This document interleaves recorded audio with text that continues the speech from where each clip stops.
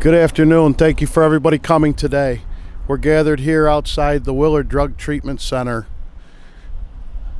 The closure announced by the governor this past week is affecting this facility. It's affecting all the members, the families in this community. With us today is Senator Helming, Assemblyman Palmisano, Assemblyman Gallahan, and local members of the community. I'm going to ask that Senator Helming come up and speak, and from there we'll move through. Thank you. Thank you.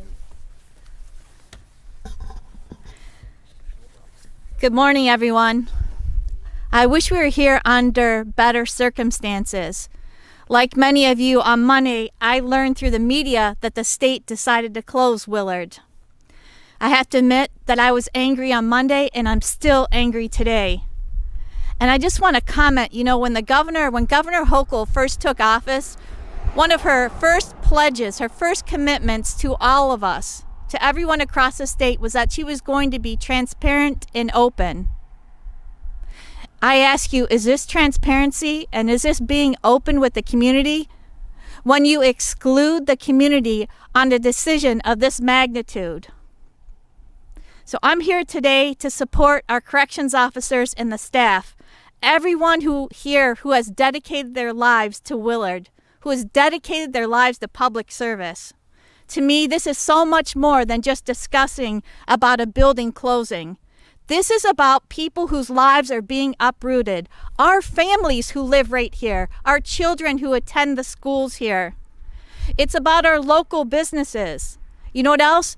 I'm not even sure that docs or the governor have considered about how our infrastructure is tied to Willard. Whether we're talking about our water, about the sewer projects that are underway, about the Office of Aging having offices and providing services out of this location, about the food pantries that are supplied food for our community that is already struggling right out of this location. These are all things that should have been discussed with the governor and the commissioner before this announcement was made. This community and this county, they have contributed so much to the history and the success of our region and our state, a place that means so much to all of us. And I want the COs and I want the community to know how much I appreciate all of you, your dedication, your courage, and your professionalism. You deserve better than this. I know it's hard, I know it's frustrating, and I know that it's scary. It is for all of us. The state kept us all out of this decision, but I want you to know together we're not going to let them keep us out of it anymore. On Monday, after I found out about Willard closing, I called the acting commissioner, Annucci, right away. He got an earful, and I have a call into the governor to let her know exactly what I think. You cannot make these local decisions without involving local people.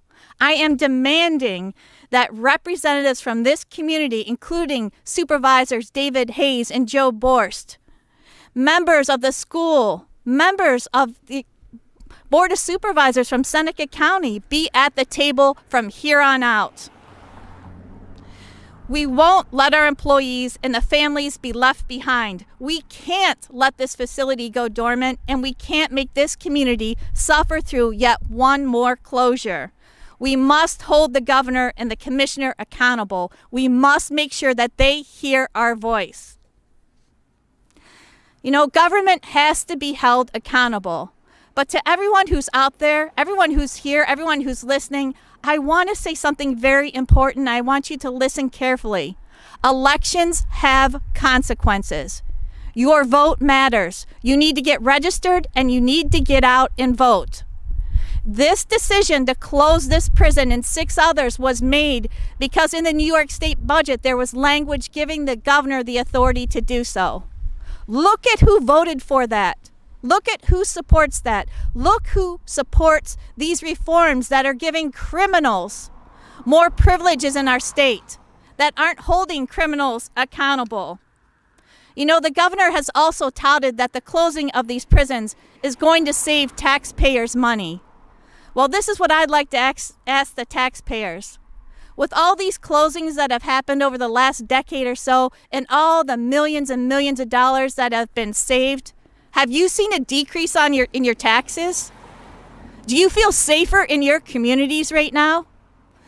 With the bail reform, the Less is More Act, do you feel safer? Again, I want to remind you that elections have consequences and people need to get out and vote and let your voices be heard. I proudly stand with all of you today. You know what? I've been here with you since I was first elected 5 years ago, and I will be with you every single day. God bless all of you.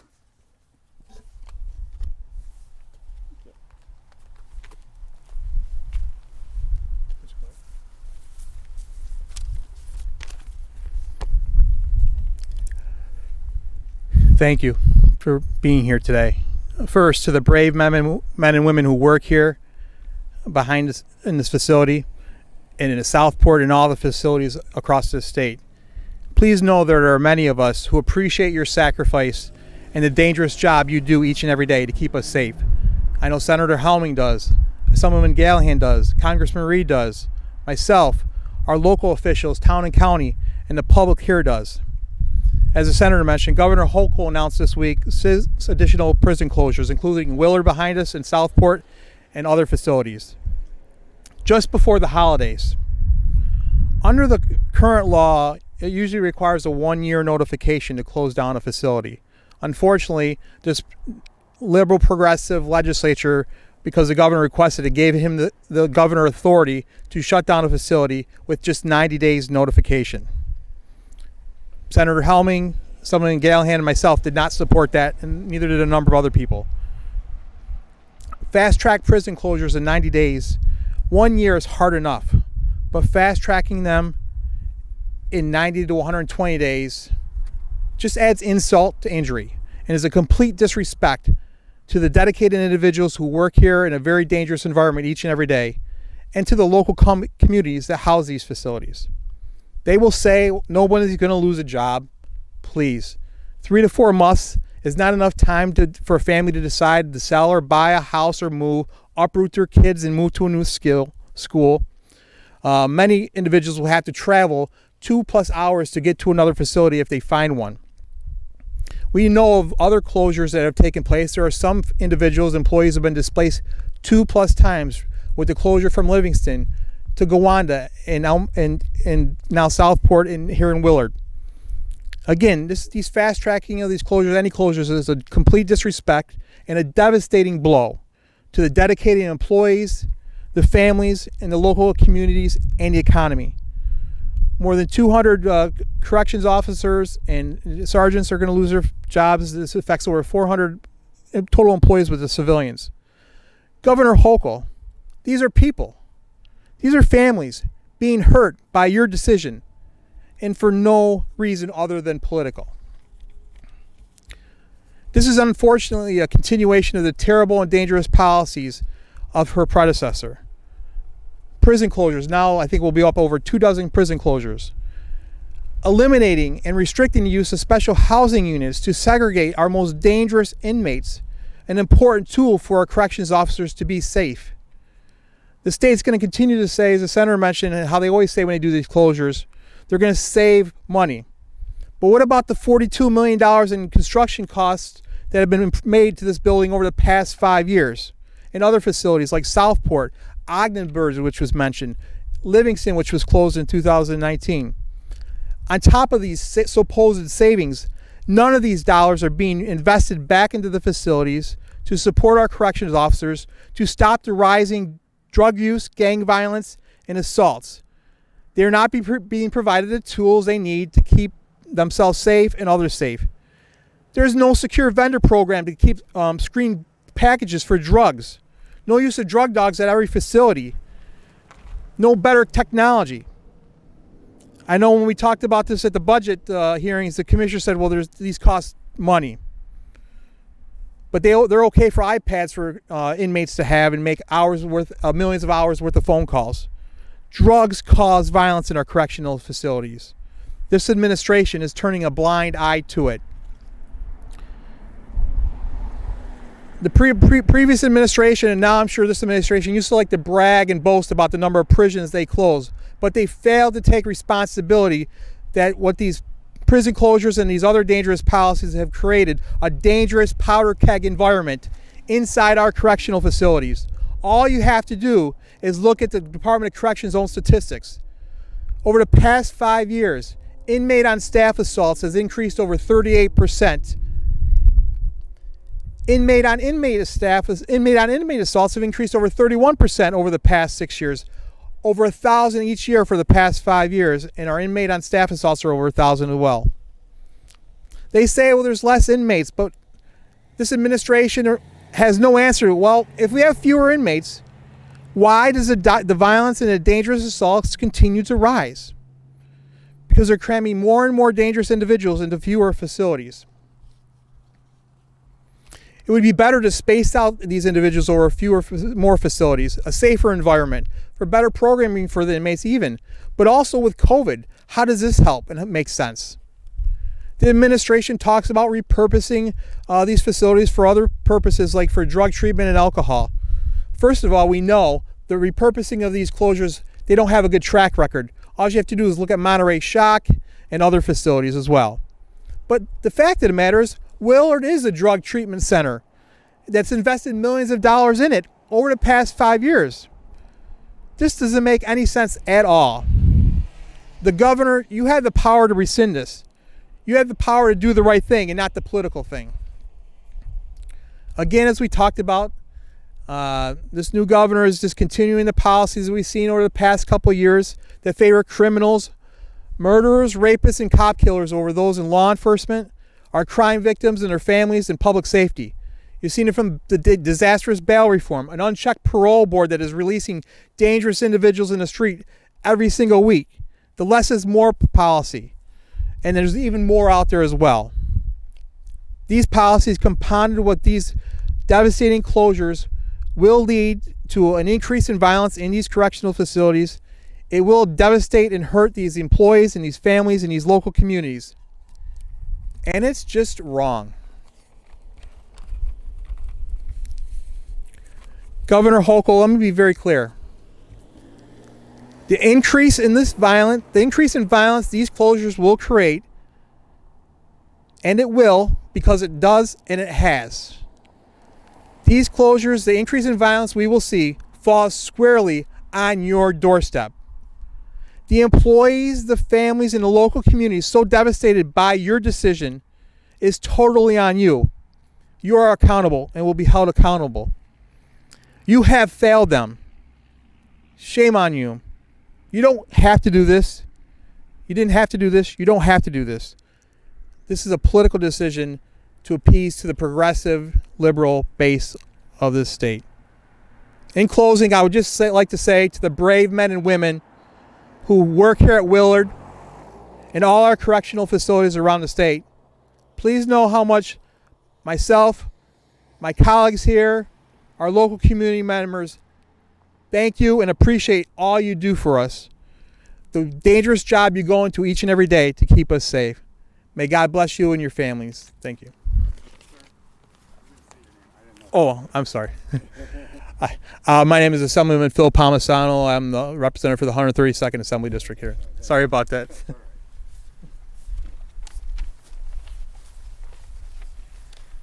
Good morning.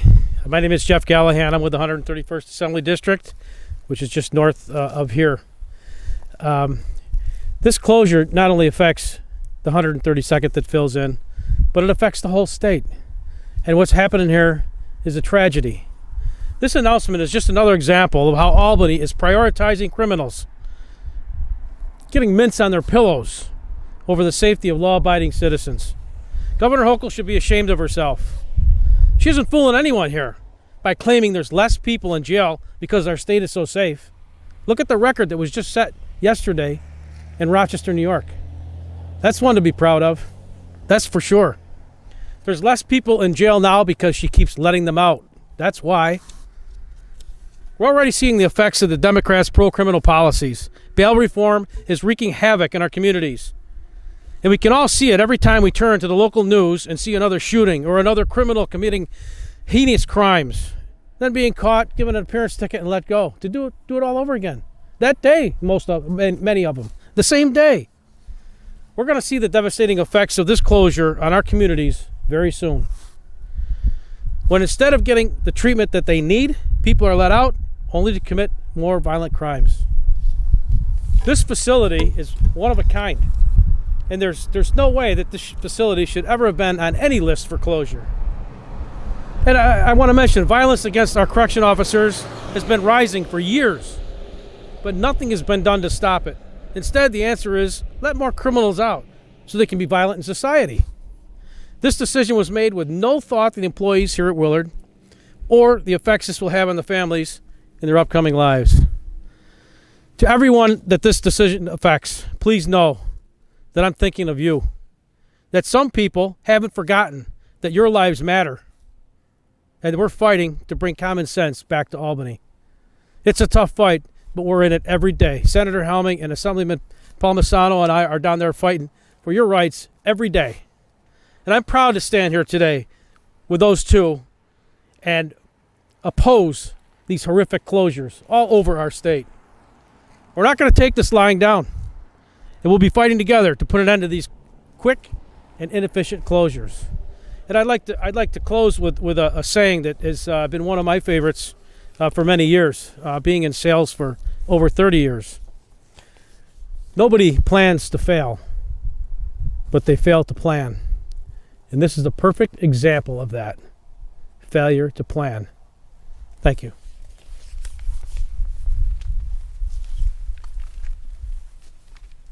I just want to touch on a couple things. My name's Mark the Burgomaster. I'm the Western Region Vice President for NYSCOPBA, New York State Correction Officer and Police Benevolent Association. We represent the correction officers statewide. My responsibility is to the 6,100 members in the Western Region. But this goes beyond that.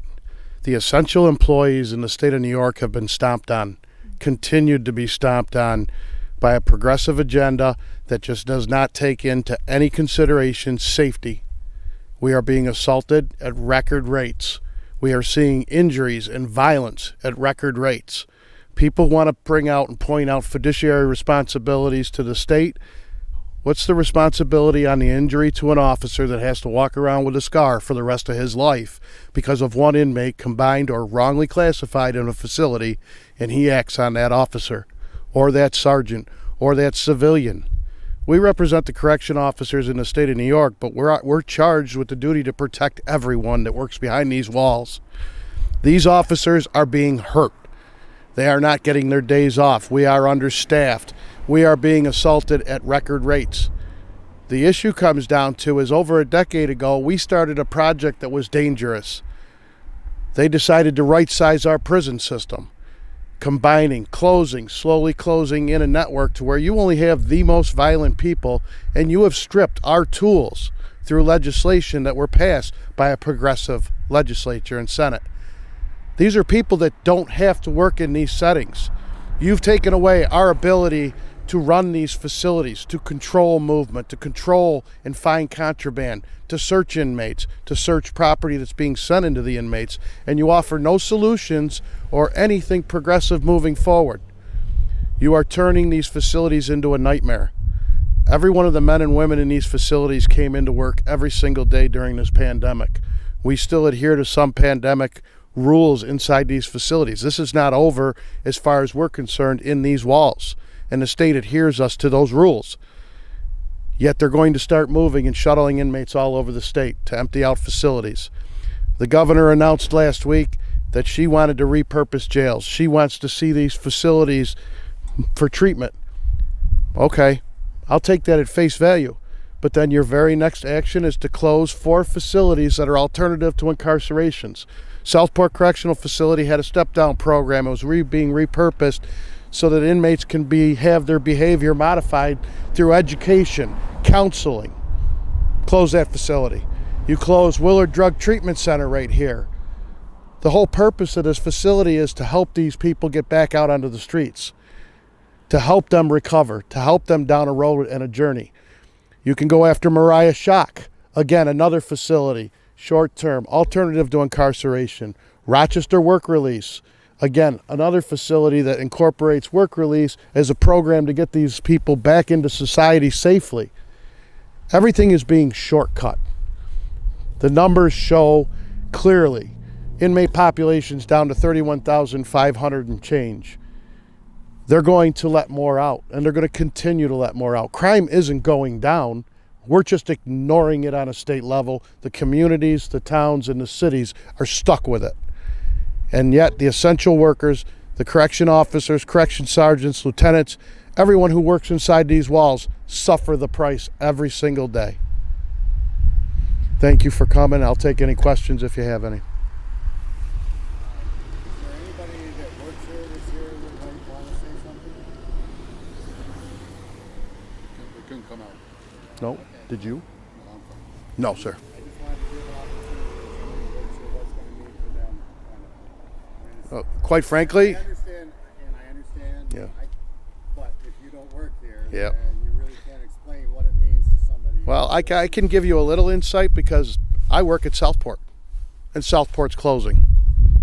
So whether you're at a closing facility, whether it be Willard or whether Southport, my home jail, is closing, you're on the road. You do not know. You're going to have to transfer.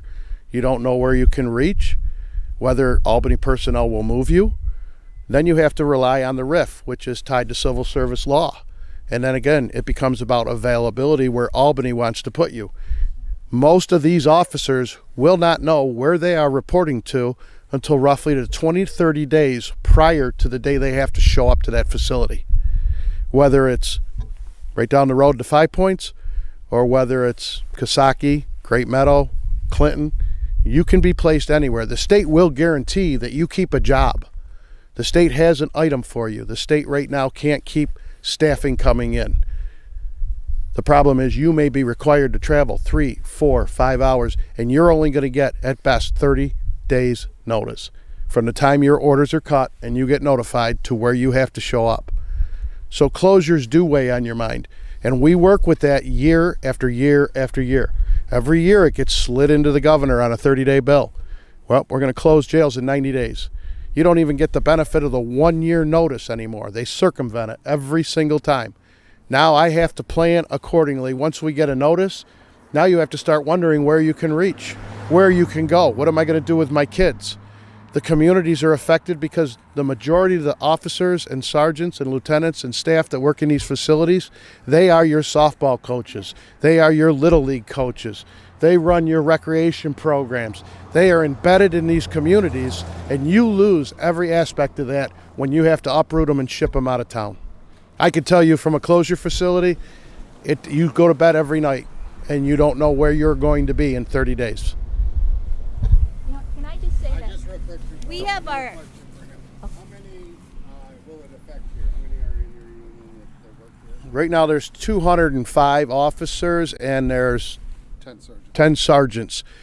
And then you have the lieutenant and civilian staff. I believe it's somewhere right now currently, I think they're sitting at 315 staff that have to go somewhere.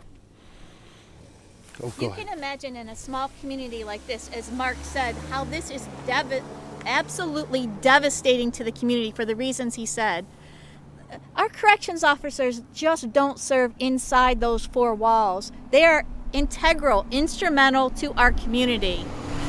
They volunteer their times at hospice. They volunteer their times, as Mark said, as coaching Little League.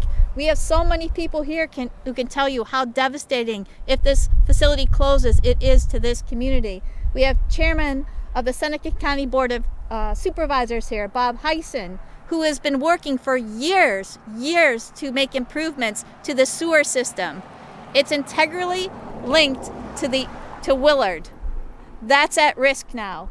We have Supervisor Joe Borst here from Ovid, who has so many concerns, not only about the sewer project, but the water project and the power project. We have representatives from the food pantry here, from the community health organization, from the Office of the Aging. These are all programs that they're detrimental to the success of our community, and they're all linked to Willard. So when Albany made the decision to close, they've impacted more than, as I said, just a building, just 4 walls. It's disgusting. Do you think that the legalization of marijuana and also the